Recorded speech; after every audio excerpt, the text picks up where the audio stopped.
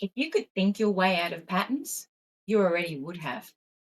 You're intelligent enough, you're self aware enough, you have the frameworks, you have the insight, and you have the language.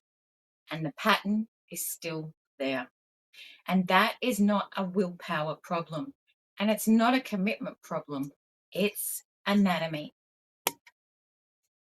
So let's talk about how the brain is actually structured, because this changes everything. And at the top, you've got the prefrontal cortex. Now, this is where your insight lives. Your reasoning, your reflection, your capacity to understand your patterns, set intentions, and make thoughtful decisions. And below that is the limbic system. It's the emotional processing where you've got memory, threat assessment, and then at that base is that brainstem. That's the automatic survival functions. It's often called the dinosaur brain. And that's where breathing, heart rate, and threat response sits. And this is the oldest part of the brain, the evolutionary. It doesn't care about your intentions. And here's the critical thing: information flows both ways. But under threat, the lower structures, they just take over. And that prefrontal cortex, the cerebellum, it just goes offline, and not metaphorically, literally. So neuroscientist Daniel Siegel calls this flipping your lid. So when the threat response activates, access to the prefrontal cortex is functionally blocked.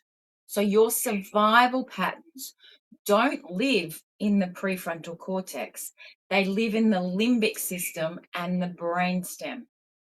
They were encoded there. And often early in life, it's 0 to 6 is where patterns often form. And they are formed as protective responses. When this pattern activates, it's a subcortical event. It bypasses conscious processing entirely. But by the time you're aware of it, you're already in it. And this is why insight does not resolve it. You can have total clarity about why you overfunction under pressure and still overfunction under pressure, because your clarity is in your prefrontal cortex and the pattern is running in your survival architecture. So top-down approaches, therapy, coaching, mindset work give you extraordinary self-awareness, and they can even slow the pattern down to help you to catch it sooner. But you can't reach the place where it actually lives. What changes survival patterns is bottom-up intervention, working directly with the body, the nervous system, the threat response architecture itself.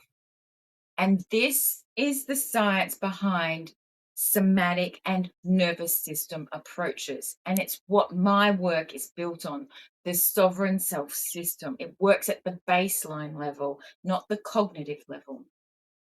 So when the threat signal that is activating the pattern is cleared at its source, the pattern stops activating. There's nothing to manage. The awareness you've been building has actually room to operate. So I've got this client who's a senior executive and done years and years of deep therapy and self-awareness, and described it like this: it's not that I understand myself better.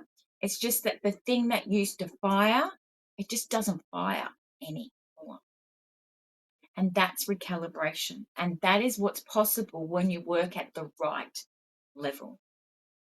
So understanding your patterns is valuable, and it's not sufficient. If you've been doing the work, the cognitive work, and you're hitting that ceiling, it's not because you haven't understood deeply enough. It's because understanding isn't the mechanism of true transformation at the level where the pattern actually lives. The mechanism is in the body, and the good news is that it's actually accessible. I'm Kemina. I'm the founder of the Coherence Lab. And if this resonated, Follow me for more.